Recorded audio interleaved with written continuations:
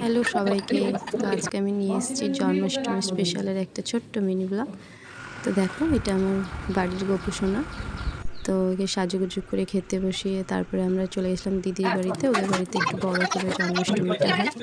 তো এখানে গোপু, রাধা সবারই জামা কাপড় পরানো হচ্ছিল। আর এখানে আমার মেয়ে বদমাইশি করছিল, সবাইকে করছে দেখছিল।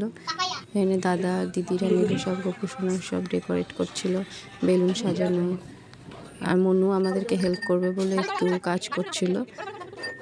এখানে আমার বর তালের বড়া করবে বলে তাল ছাড়াচ্ছিল, দিদি মালপোয়া ভাজছিল, আমিও একটু মালপোয়া ভাজা ট্রাই করছিলাম। তো এইভাবে করতে করতে পুজোর টাইম চলে এসেছিলো। তো যেহেতু উপোস ছিলাম তাই গোপুসোনাকে স্নান করিয়ে পুজো শুরু হয়ে গেছিলো। এইগুলো আমাদের আজকে গোপুসোনার কাছে নিবেদন: ফল, মিষ্টি, লুচি, সুজি, পায়েস, মালপোয়া, তালের বড়া।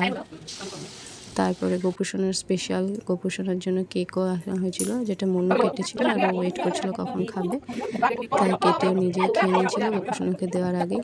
তারপর সবাইকে প্রসাদ দিতে দিতে আমি খুব ক্লান্ত হয়ে পড়েছিলাম। আর সব শেষে সবাইকে ভোগ দিচ্ছিলাম। দিদি আমাকে দিচ্ছিল আর আমি সবাইকে সার্ভ করে দিচ্ছিলাম। তো ভোগের মধ্যে ছিল আজকে খিচুড়ি, আলুর দম, চাটনি, মিষ্টি, পায়েস, আলু ভাজা। তো এইভাবেই আজকের এই দিনটা আমরা কাটিয়েছিলাম, খুব মজা হয়েছিল।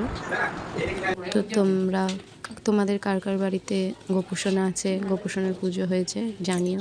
তো বাই বাই।